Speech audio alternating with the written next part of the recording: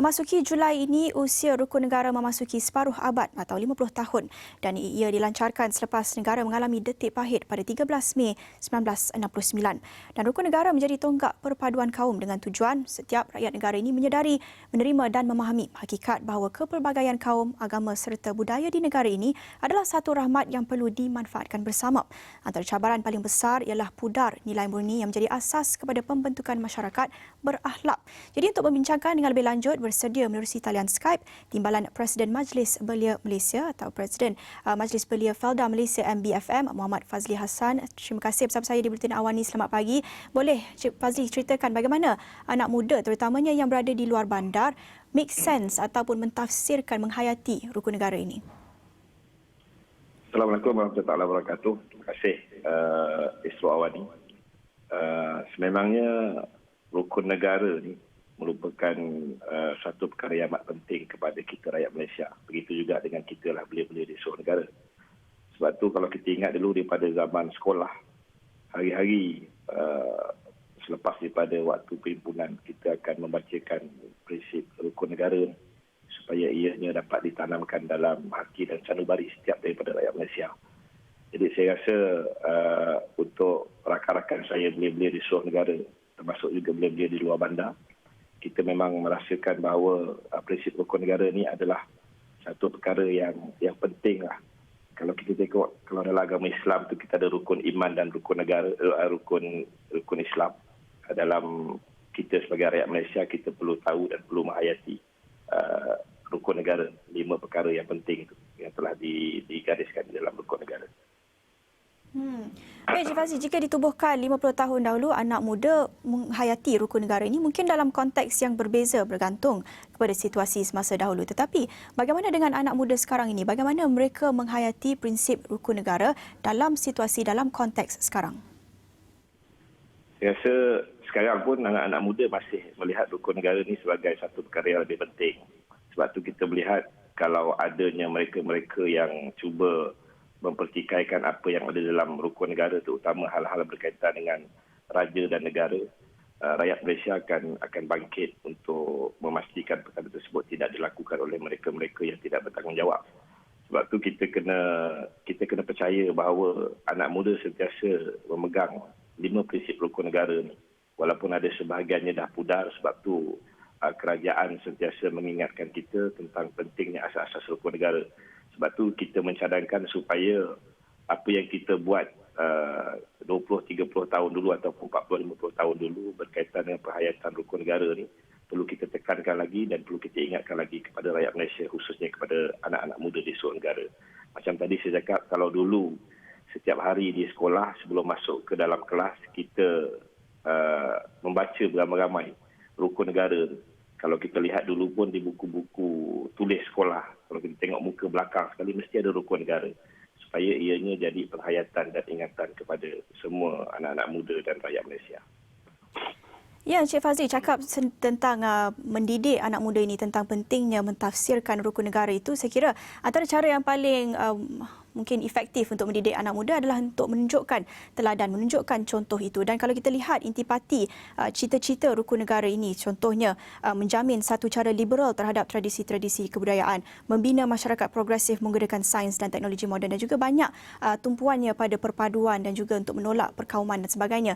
Ini adalah contoh yang perlu ditunjukkan, yang perlu dipraktikkan, diamalkan selain daripada membaca ikrar di sekolah, selain daripada membaca di belakang buku teks itu, tetapi kita sendiri perlu tunjukkan teladan itu kepada anak muda kita. Jadi bagaimana kita nak amalkan dalam rutin seharian kita, dalam institusi negara, dalam kita lihat aktiviti-aktiviti politik dan demokrasi negara, bagaimana kita nak tunjukkan kepada mereka dan praktikkan dengan lebih mendalam. Majlis Belia Malaysia kita pernah mengadakan pertemuan dengan Duli Yang Maha Mulia Seri Paduka Baginda di-Pertuan Agong. Beliau berpesan kepada kita belia-belia supaya sentiasa mengamalkan prinsip rukun negara dan mengelakkan daripada perkara-perkara yang menyebabkan kita boleh bergaduh sesama kaum kita. Sebab kita ada satu sejarah yang pernah berlaku dalam negara kita pada 13 Mei yang dulu, yang membentuk kepada tertubuhnya ataupun adanya rukun negara ni. Jadi kita sebagai rakyat Malaysia kena sentiasalah mengingatkan berkaitan dengan perkara tersebut dan setiap daripada diri kita lah. Sebab tu kita di peringkat Majlis Belia Malaysia pun kita mengingatkan kepada kita punya badan-badan gabungan yang terdiri daripada pelbagai kaum. Kita perlu saling hormat menghormati antara satu sama lain dan perlu menjadikan rukun negara ini sebagai salah satu daripada pegangan kita untuk mengelakkan daripada perkara-perkara yang tidak diingini yang pernah berlaku satu ketika dulu yang akhirnya merugikan kepada negara dan pada diri kita juga. Majlis Belia Malaysia mempunyai 41 badan gabungan. Ada kaum Melayu, ada India, ada orang asli, ada pelbagai kaum Sabah dan Sarawak dan sebagainya. Kita sentiasa menjadikan rukun negara ini sebagai satu pegangan kita untuk kita melaksanakan setiap program yang dirancangkan untuk kita menzahirkan setiap apa yang kita nak cadangkan kepada negara dan sebagainya. Kita menjadikan rukun negara ini sebagai satu pegangan kita lah yang penting. Jadi sebagai anak muda kita merasakan pengamalan prinsip rukun negara ni sangat penting supaya kita dapat menjaga negara kita daripada berlaku perkara-perkara yang kita tidak ingini yang macam saya sebutkan tadi berlaku peristiwa 13 Mei dan sebagainya.